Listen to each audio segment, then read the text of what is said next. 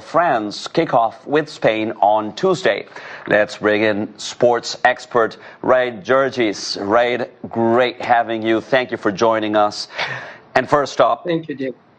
Is the VAR, the VAR, fixing World Cup football or turning this sport into a conspiracy factory? I don't think, Diego, it's exaggerated a little bit. However, the VAR needs to be improved. It's not perfect. We have controversies in NFL, NBA, in different sports. However, this is magnified. The problem is consistency. I mean, when you look at the fouls, let's give an example, Argentina versus Egypt. If you talk about the fouls that are a bit soft, considered soft, you have to call them the same way. The problem here is the interpretation of the VAR or the footage, examined by the referees. The referee is the decision maker. It depends on the integrity of the referee. I don't want to say he has bad intention, but most of the time we see different interpretation between a referee from different country. He can consider this is a soft foul or no foul or a foul that requires a red card, let's say. So this is the problem of the VAR. But overall, I think the VAR improved the game. You cannot get away, for example, with the Maradona hand of God like in 1986. Absolutely. That would probably lead to a red card directly with a hand of God this time. But I want to ask you about, the controversies around the VAR, because at the end of the day, we end up with similar problems than, for example, with the hand of God you just quoted, because it all falls back on the referee. And isn't the VAR supposed to, take responsibility away from the individual in the field?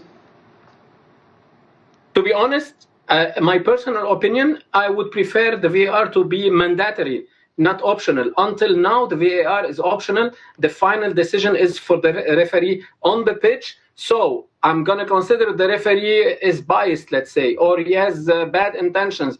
Would you leave 3 persons in the VAR? It means 6 eyes who saw something on the replay, and the referee on the pitch, he doesn't want to look at it. He can do it now. He would say, for example, I don't want to look at it. Let's say the handball of Cucurella, Spain versus Germany in the quarterfinal of the Euro 2 years ago. It was a scandal. I mean, everybody at home saw that this is a handball. He didn't want even to look at it at the screen. So I would prefer the VAR to be mandatory, so you can take the pressure from the referee and you can minimize, let's say, the biased opinion of one referee that, prefer a team over another team.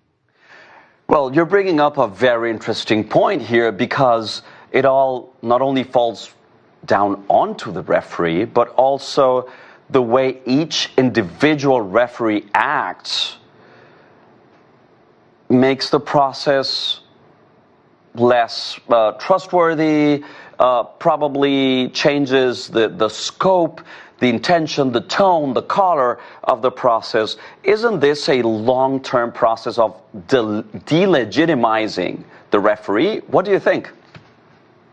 I think the referees are human beings. They can make mistakes. They can, they can be under pressure and they can change their mind. We give an example. Let's say the Uzbek referee, Paraguay versus versus France, where Paraguay had 23 or 24 fouls, and they had 0 cards, and some of the fouls are horrendous fouls, let's say, giving a punch to another player. So the referee is a human being. This is why I'm saying, first, the VAR should be mandatory. The VAR should have the opportunity to tell the referee, okay, we need to stop now. There's a punch. You didn't see it maybe, or you saw it and you didn't, stop the game. You should stop the game.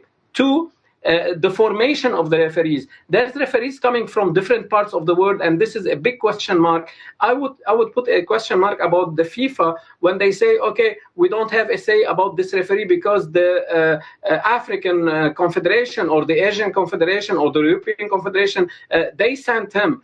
you should be able to, you should have the opportunity to not accept any referee to come to the World Cup if you don't believe that he is at a certain level. And this is the role of Gianluigi Collina, who's the head of the refereeing committee, to do proper training. The interpretation should be the same with all referees coming from all corners of the world, and he should reject a referee that he saw in local, games in his home country, or in the African Championship or Asian Championship or whatever championship. If he did mistakes, we will not give him a second chance to do the same mistakes in the World Cup.